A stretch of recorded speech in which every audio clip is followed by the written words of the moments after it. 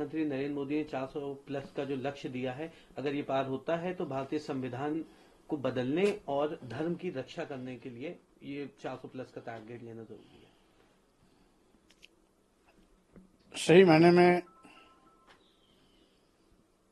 भाजपा कर्नाटक सांसद श्री अनंत कुमार हेगड़े का 400 प्लस सांसद भारतीय संविधान बदलने और धर्म की रक्षा के लिए आवश्यक बता करके ये साबित कर दिया कि माननीय प्रधानमंत्री नरेंद्र मोदी जी और आरएसएस का जो छिपा हुआ एजेंडा था उसको न केवल खुलासा किया बल्कि देश को भी सजग और सावधान कर दिया कि भाजपा और संघ किस तरीके से संविधान को बदलने की फिराक में है, हिंदुत्व के एजेंडे को लागू करना चाहती है, लोकतंत्र की हत्या करना चाहती है और साथ ही साथ जो सांप्रदायिक सौहार्द है उसको नफरत में बदलकर जाति और धार्मिक उन्माद और हिंसा के माध्यम से देश को तबाही के रास्ते पर ले जाना चाहती है। कर्नाटक सांसद श्री अनंत कुमार हेगड़े का यह बयान अत्यंत ही दुर्भाग्यपूर्ण है, राष्ट्र विरोधी भी है, संविधान विरोधी भी है और साथ ही साथ मैं देशवासियों को भाजपा और संघ के इस राजनीति से सावधान करना चाहता हूं और साथ ही साथ पूरे देशवासियों से हमारी ये भी मांग है कि संविधान की रक्षा के लिए अभी से सब सतर्क हो जाएं, सावधान हो जाएं और एकजुट होकर के संविधान की रक्षा करने का संकल्प लेके कदम आगे बढ़ाएं। आने वाले 2024 लोकसभा चुनाव में भाजपा और संघ को इसका करारा जवाब भी दें। एक बड़ा सवाल ये भी है, जिस तरह से आपने कहा कि भाजपा और संघ को ने आपसे औपचारिक भेंट करी, आपके आवास पर आए, तो और इससे पहले भी आपने अपने बयान में ये बात कही थी कि आपको इंडिया गठबंधन के साथ रहें या ना रहें, लेकिन आप इंडिया गठबंधन का समर्थन करेंगे जहां से भी इंडिया अलायंस चुनाव लड़ेगा। देखिए, इसमें कोई दो राय नहीं। आज भारतीय जनता पार्टी लोकतंत्र के लिए खतरा बन गई है। संविधान विरोधी आचरण कर रही है। अनुसूचित जाति, अनुसूचित जनजाति पिछड़ों का आरक्षण शून्य, निष्प्रभावी और खत्म करने का पाप कर रही है। ये ऐसी विफलतम सरकार है जो सरकारी संपत्तियों, सरकारी विभागों को निजी हाथों में बेचने का भी काम कर रही है। आज पूरा देश अराजकता के दौर से गुजर रहा है। पूरे देश का करोड़ों करोड़ों नौजवान आज बेरोजगारी का दंश झेल रहे हैं।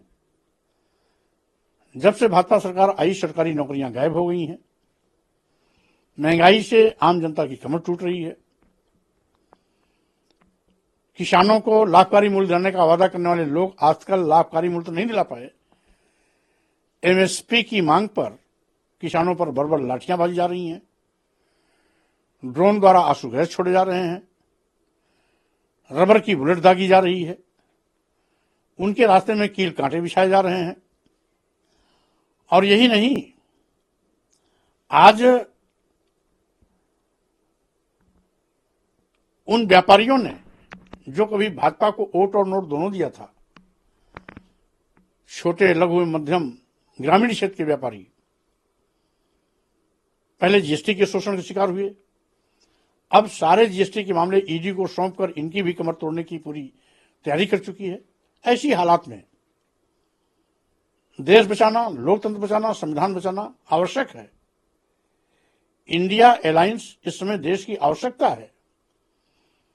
इसलिए इंडिया गठबंधन को हमने समर्थन देने की बात राष्ट्रीय सोशलिस्ट समाज पार्टी के गठन के दिन ही किया था। आज भी उस पर मैं कायम हूं। अब इंडिया अलायंस किस रूप में हमारा उपयोग करना चाहती है, इसको गठबंधन के साथियों को तय करना है। इस क्रम में आज कांग्रेस के राष्ट्रीय महामंत्री और उत्तर प्रदेश के प्रभारी श्री अविनाश पांडे जी से मेरी औपचारिक वार्ता भी हुई है, सकारात्मक परिवेश में वार्ता हुई है। हम समझते हैं कि आज विपक्षी एकता इंडिया अलायंस के रूप में सशक्त बनकर के आएगी, जो न केवल भाजपा के पाप का भाड़ा फोड़ेगी, बल्कि भाजपा को सत्ता से बाहर करने में भी कामयाब होगी। हमारा मकसद है बीजेपी हटाओ देश बचाओ, बीजेपी हटाओ लोकतंत्र बचाओ, बीजेपी हटाओ संविधान बचाओ। तो क्या आप भी अभी इंडिया अलायंस में शामिल होंगे, क्योंकि आज आपकी बातचीत हुई है अविनाश पांडे जी से? देखिए, इसमें कोई दो राय नहीं। जब इंडिया अलायंस को मैं समर्थन दे रहा हूं, तो स्वाभाविक रूप से मैं इंडिया अलायंस को मजबूत बनाने का पक्षधर हूं। वो हमें कितनी सहभागिता देते हैं, ये इंडिया अलायंस के नेताओं को तय करना है, और ये भी तय करना है कि इंडिया अलायंस को मजबूत बनाने के लिए मेरा किस रूप में उपयोग करना चाहते हैं। आपकी क्या एक्सपेक्टेशंस है, आप किस तरह से सहभागिता चाहते हैं? नहीं, वो तो हम लोग आपसी वार्ता में बात कर लेंगे, क्योंकि अभी प्री मेच्योर टॉक है, इसलिए उस पर कुछ भी कहना उचित नहीं है। हाँ, इतना जरूर है कि हमारी कोशिश होगी कि वार्ता सकारात्मक दिशा में आगे बढ़े और इंडिया अलायंस मजबूत हो। आज अविनाश पांडे जी से बातचीत की गई, तो उनसे ये बात लगता है अगर बहन जी शामिल होती देखिए, कुल मिलाकर के आज इंडिया अलायंस को मजबूत बनाना देश की आवश्यकता है, ये मैं पहले कह चुका हूं। इसलिए बीजेपी को हटाने के लिए, बीजेपी को हराने के लिए जो भी साथ खड़े होते हैं उन सबका स्वागत है। आप, एक आखिरी सवाल रहेगा, आप भी क्या अभी आगे जो इंडिया अलायंस के और पदाधिकारी हैं, नेता, आप मुलाकात करने जाएंगे? क्योंकि अभी पहल इंडिया अलायंस के नेता की तरफ से की गई, कि आप भी जाएंगे? स्वाभाविक रूप से जब बातचीत हम लोगों की दोस्ताना माहौल में हो रही है, तो कभी हम बात करेंगे, कभी हमारे अलायंस के अन्य नेता बात करेंगे। बातचीत का दौर जारी रहेगा।